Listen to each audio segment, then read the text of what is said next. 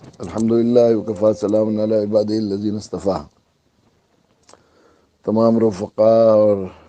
تعلق رکھنے والے ساتھیوں سے اور مولوی انس اور ثنا خان کے نکاح میں شریک ہونے والے لوگوں سے اور اس نکاح میں دلچسپی رکھنے والوں سے اور اس سلسلے میں کسی طرح کی بھی کوئی جو ہے معلومات حاصل کرنے یا غلط فہمی مبتلا لوگوں کے تمام اہل ایمان سے درخواست ہے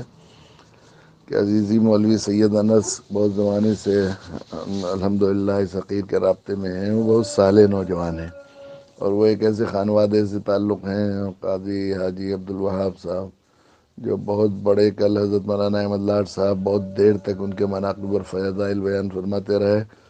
کہ وہ بالکل سابقون الاولون میں تھے، وہ اس کے اور بہت صاحب دل لوگوں میں تھے، اور ان کی نیکی کا اثر ہے کہ ان کی بیٹی بھی جو مولوی انس کی والدہ ہیں بہت ہی اللہ والی خاتون ہیں، ان کے والد بھی بڑے نیک لوگوں میں ہیں۔ یہ عزیزی مولوی انس بھی بہت دعوتی جذبہ اور بڑے فعال دائی ہیں۔ الحمدللہ ان کی دعوتی کوششوں اور اس کی کوششوں کا نتیجہ ہے کہ بہت سے لوگ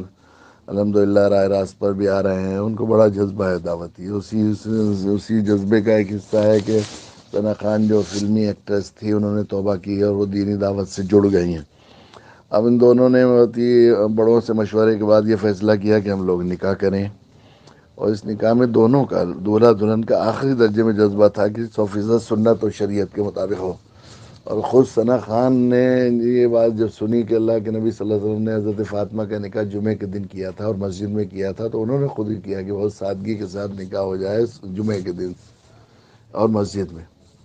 تو نکاح کی تقریب منعقد ہوئی، اس میں ایک دو لوگ اس میں جو ہے فون سے کچھ ویڈیو بنا رہے تھے، تو ان کو بھی انکار کیا گیا۔ جو لوگ شریک ہیں وہ جانتے ہیں کہ انہیں بٹھا دیا گیا، ایک صاحب کھڑے ہو کر ویڈیو بنا رہے تھے، ان کو کھڑا کر دیا گیا۔ تو وہ وہاں موجود نہیں تھی نکاح کی کسی تقریب میں، وہ تو ایک گھر میں، وہاں بمبئی میں ایسے حالات نہیں تھے کہ وہاں جا کر نکاح کیا جاتا، اس لیے ان کو بلا لیا گیا تھا یہیں کوسامبا انکلیشور کے پاس ایک گھر میں تھی وہ، اور وہیں پر جو ہے وہ خواتین تھی صرف۔ تو وہ شادی کے بعد مولوی انس انہیں اوپر سے اتار کر لا رہے تھے کہ کسی لڑکی نے گھر کے ویڈیو بنا لی۔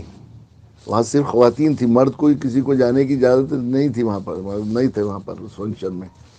کوئی اتار کے لیا ہے وہاں پر سے، تو اس کا وہ کر لیا اور یہ ویڈیو بھی وائرل کر دی گئی۔ اس کی وجہ سے میں نے معلومات کی تو معلوم ہوا کہ وہ بہت زیادہ تکلیف میں ہیں، وہ خود سے بہت رو رہی ہیں ثنا بھی کہ ہم تو چاہتے تھے 100% سنت اور شریعت کے مطابق ہو۔ تو کسی نے، جس شخص نے بھی یہ ویڈیو وائرل کی ہے بنا کر، میری درخواست ہے، چاہے وہ بہن ہو یا وہ بیٹی ہو، میری درخواست ہے کہ اسے وہاں سے ڈیلیٹ کر دیں، اور ان کو بیچارے